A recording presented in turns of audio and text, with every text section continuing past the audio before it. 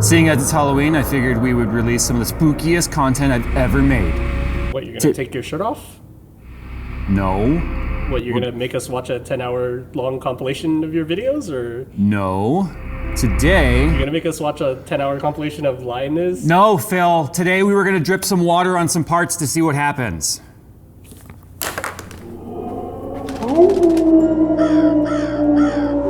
Today's video is brought to you by CableMod and the CableMod Configurator. If you want custom cables for your computer and you want them custom made with your colors and your choices and your configs, you can do that on the CableMod Configurator. They support all major brands of PSUs, both modular and semi-modular, and you can have cable extensions made. But the best part is, previously they offered aluminum cable combs in only black and white, but now you can get them in various colors. So if you want to take your system to the next step and really make it pop, get some custom cables and make them your way with the CableMod Configurator. You can start playing around with that by using the link in the description below.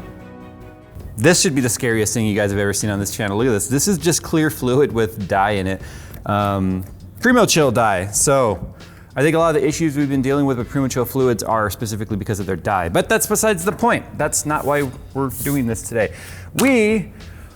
Look, whenever I do water cooling videos, people are always like, water drips and gets wet and water conductive breaks stuff. So today, I'm gonna do something I've never actually done on this channel before. I am going to intentionally introduce a drip onto a graphics card. Now our sacrificial card today is a MSI 1650. So I chose this card specifically because it doesn't have a back plate. It's not just about structural rigidity and whether or not it does or doesn't dissipate heat. It also does act kind of like as a little bit of a barrier. It's kind of a little bit of extra protection between a drip happening on your system.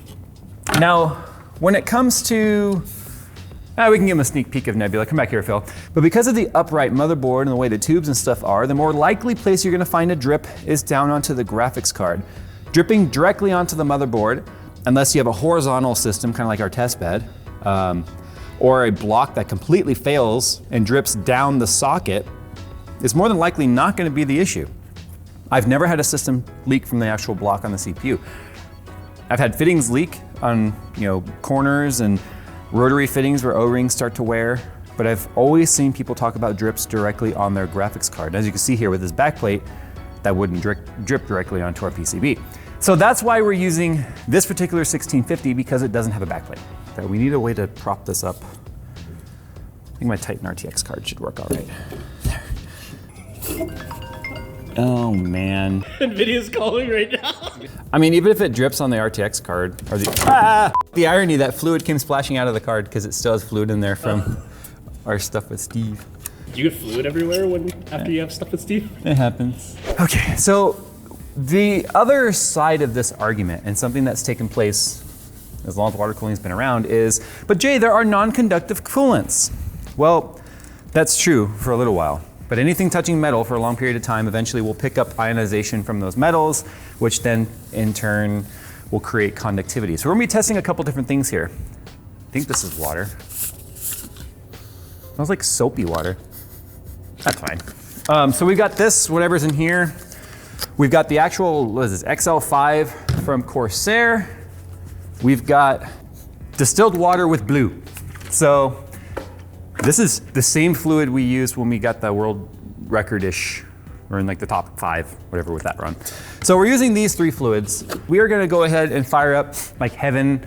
I'm not convinced that a few drips on this backplate are gonna hurt it. And this is something I've wanted to do for a long time. I've always wanted to do this. Maybe I should start with the Corsair stuff because it's a premix. It smells like moonshine. It's the best way to put it. Do I need to move this at an angle where you can see it better? No, I got it. I got all SM. Shit. Oh no. We've just gotten a leak. Wow, still going. Yeah. Oh no. Oh, it just froze. Oh, look at all those artifacts. Oh, oh shit. I'm gonna dry it now and see what happens. Okay, so clearly this is not non-conductive fluid. This might be the shortest no fucking shit, Jay, video I've ever made. When electronics get wet and they're on, bad things happen. The question is whether or not it died. Nope, look at that. But will it run 3D mode?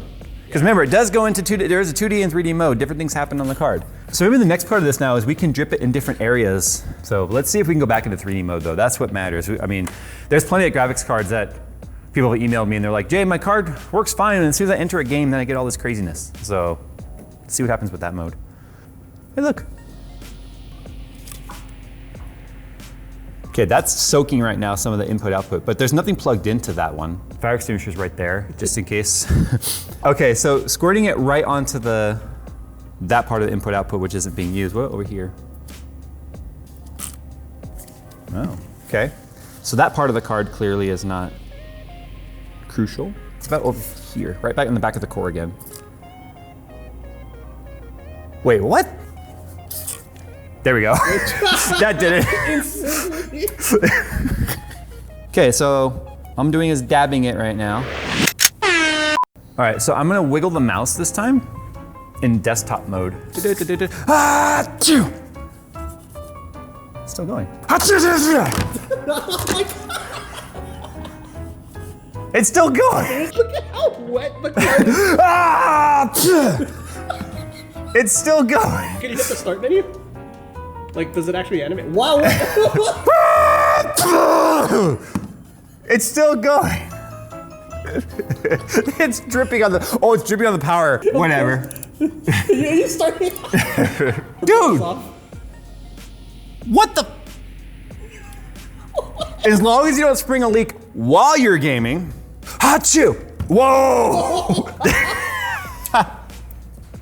Isn't that weird though? How it like went into 3D mode? This is, yeah, I thought for sure this card would not have come back. It's clean now. All right, is it dead now? I kind of just want to see what it takes to kill it now. Oh, yeah. I'm afraid to plug this in. Yeah, I'll be back here. Now, when we go into Windows mode, now we're not getting anything? Uh-oh. I mean, that was a pretty solid error on the screen. Clearly there's video output, right?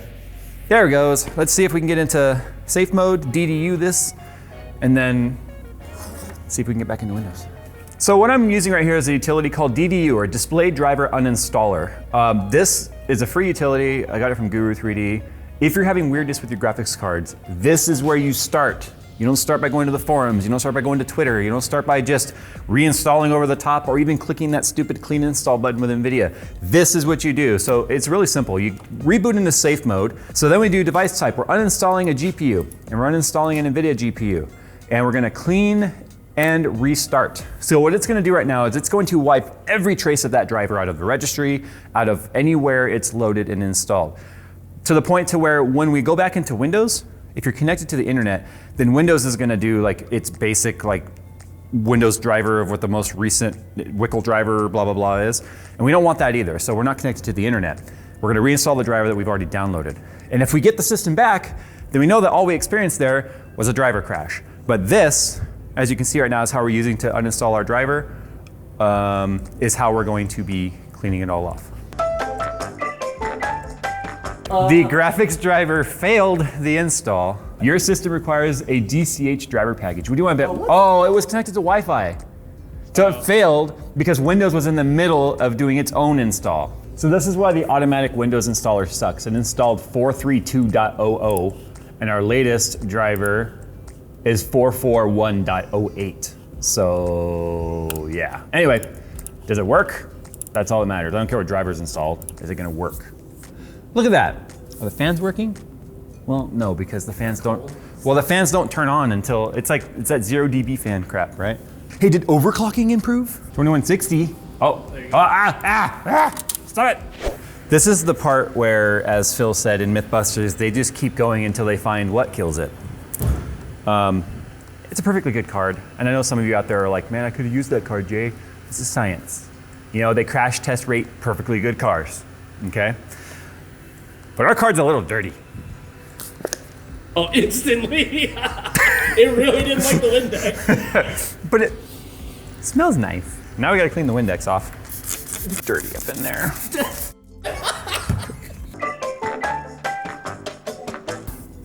Yep. It is definitely time to press F for this graphics card. We've killed something in it. I'm just gonna restart it so you guys can see. We can get into BIOS, we can get standard VGA out of it. We can get into safe mode, we can uninstall the driver in safe mode in DDU like I showed you. But as soon as we go to install another driver, see we get video right here. As soon as we go to install another driver, what happens is it just goes to black screen in the middle of the install and doesn't come back. I'm gonna see if it does it right now because the driver didn't finish installing. It crashed. Yeah, see, we're getting the black screen again, which is what I showed you before. We got back with a corrupted driver. The problem is now it's crashing when the driver's installing. So we're pretty convinced, and then the fan ramps up to, well, the fan's ramped up to 100%, which is always indicative of a bad EEPROM, bad driver, just weirdness happening with the card. I can't be mad at this card though. It gave its life valiantly, and it took what? A lot of fluid. A lot of, way more than we feel you would truly get in a leaking water cooling system, unless you're Kyle. If you're bit with Kyle, you're guaranteed to get more water than what we did on your system. I mean, the guy's luck with water cooling, man, and probably should just stick to Noctua. But I digress. Phil and I both discussed this. We think that we'd be perfectly happy with a card that survived 4 dousings of water before it started to give us this weirdness. And what can you expect? Water and electricity don't mix. But like I said, we wanted to make some cringy, scary content. Content that we feel was indicative of all the comments of like, that's why we don't water cool. That's why we don't water cool. Well, then don't water cool if you don't want to. But these are the risks we like to take. So with that, Jay out. Ooh, chicken. Wait, you're what? Well, I'm still super shocked by this though. You're what? You're shocked because water and electricity?